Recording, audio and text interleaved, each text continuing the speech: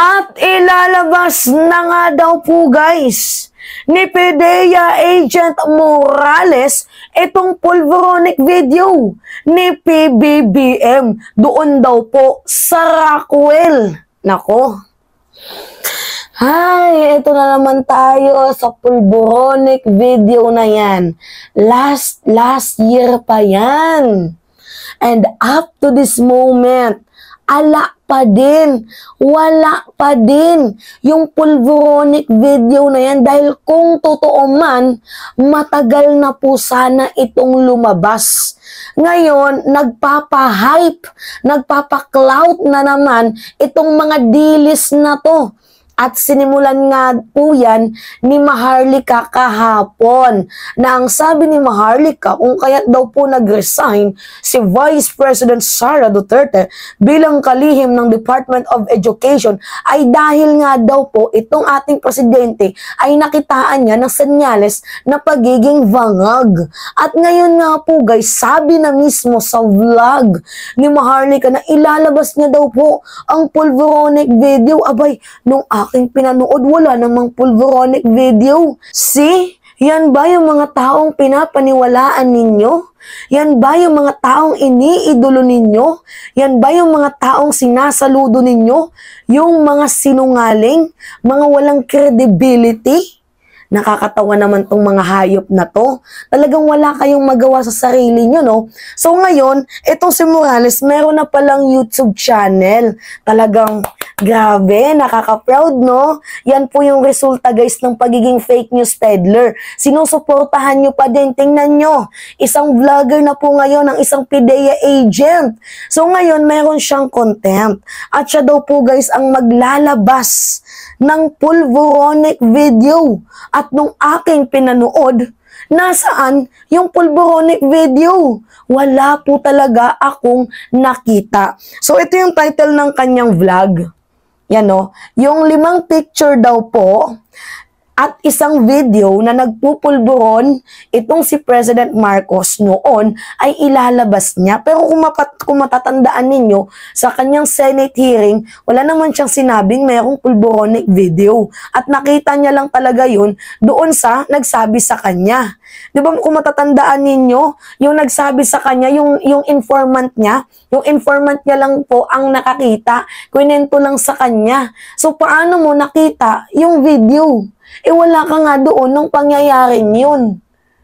Nakakaloka guys. And ano yung magiging credibility mo kung ganito yung balita sa'yo noon? Pero hindi umano dapat umastang bayani si PDEA Agent Jonathan Morales. Ito naman ay ayon sa dating PDEA Deputy Chief na si Carlos Gadapan na nagsabing walang kredibilidad si Morales na dawit sa kasong pangingikil sa isang drug suspect. Nagpapatrol si Anthony Taberna. Kita mo, nangingikil ka. Hindi ka ba nahiya nun?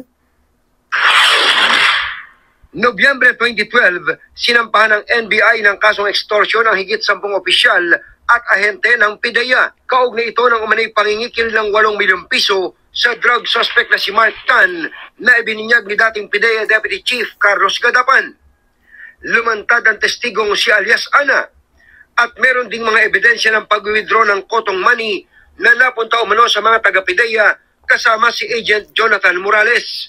Kaya't nangakusahan ngayon ni Morales ang liderato ng PDEA na nakikinabang sa mga big-time drug lords, umalag si Gadapan. His credibility is very questionable. Ayun nga nakakagulat kasi nagmukhang hero pa siya considering na siya nga yung primary suspect sa 8 million extortion activities which I exposed. Ayon kay Gadapan, nagmamakto lang si Morales dahil di na siya pinahawak ng malalaking target dahil sa kanyang kaso. Huwag ka na nga sa isang malaking kaso, ito talagang isa possibility na ulitin mo yung ginawa mo. Higit kalahating taon nang nakabinbin sa ombudsman na extortion case at balik trabaho na ang grupo ni Morales sa PDEA. Git pa ni Morales, harassment lang ang kaso dahil sa mga sindikatong nasagasaan nila.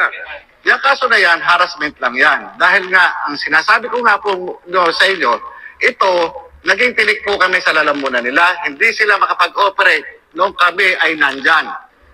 Hiling naman ni Gadapan sa ombudsman, bilisan na ang pagresolba sa kaso upang lumabas ang katotohanan at maparusahan ang mga nagkasala. Anthony Taberna, Patrol ng Pilipino. Diba? See? So ano yung credibility mo? Extortionist ka, nangingikil ka. Diba? So, sabi nga ni PBBM, isa kang jukebox. Hindi mo ba nalalasap yung sinabi ng ating presidente na ikaw ay isang jukebox lang, na kapag ikaw ay hinulugan ng barya, kumakanta ka, which is yan yung ginagawa mo. Ngayon, at yung kinakalat mo doon sa Senate hearing ninyo sa PIDEA leaks. Alam nyo guys, sa totoo lang, ako ang dami ko nang in-expose with video, with legit evidence. Hindi kasi ako katulad nila, nagagawa lang ng issue, magpapahype. Hindi po ako ganun. Pag ako nagko-content, meron po tayong ebidensya. Kagaya nga po ng sinabi ko sa inyo na itong si Maharlika ay ginurgo ang kanyang asawa. Nauna pa nga lumabas yung kanyang sex video. Diba, ang tagal na ng issue ng pulveronic na yan.